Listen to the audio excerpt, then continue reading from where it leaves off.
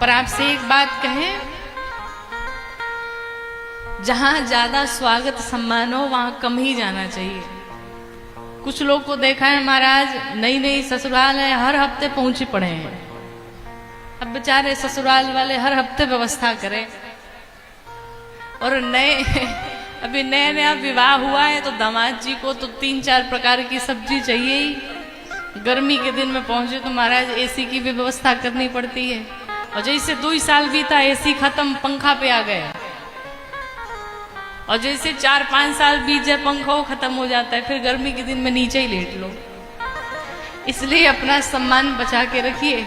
बार बार कहते हैं जहां भी आपको बहुत सम्मान मिले वहां कम ही जाना चाहिए। और कथा में हम एक बात निवेदन करते हैं कि किसी के भी घर तभी तक रुकिए जब तक सब्जियां बदल बदल के मिले। जहां सब्जी दोहराई गई समझ लीजिए चाहते हैं घर वाले कि आप चले जाइए। एक से ज्यादा नहीं, 1 से 2 दिन बहुत है भाई। कहीं सम्मान मिले तो अब ऐसा नहीं कि आप मिल गया है तो वहीं रह ले। सुदामा जी के मित्र भगवान कृष्ण है, द्वारिकाधीश हैं। 6 महीने की यात्रा पूर्ण करके सुदामा जी पहुंचे थे द्वारिकाधीश के पास, पर रहे कितना दिन? 1 दिन, वापस चले आए।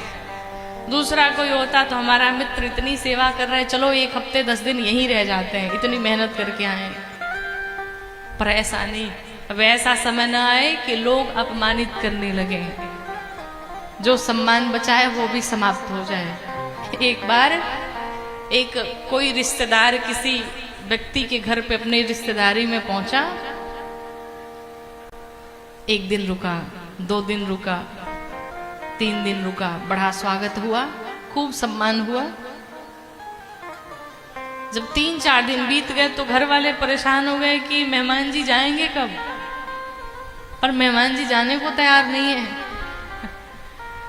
तो उसके पति ने कहा सुनो एक काम करो, आज रात में मैं जब भोजन करने बैठूंगा तो तुम हमें सिर्फ 2 रोटी देना, इससे ज्यादा नहीं। और जब इससे ज्यादा लेकर के आओगी तो मैं कह दूंगा मैं राक्षस थोड़ी हूं जो 2 से ज्यादा रोटी खाऊंगा। रात में वही काम किया पत्नी ने, 2 रोटी लेके आई, और जैसे तीसरी लेके आई पति ने कह दिया अरे मैं राक्षस दिखता हूं क्या, 2 से ज्यादा खाऊंगा।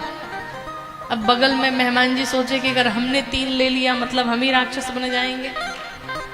पर इतना बेइज्जती के बाद भी नहीं पधारे महाराज। फिर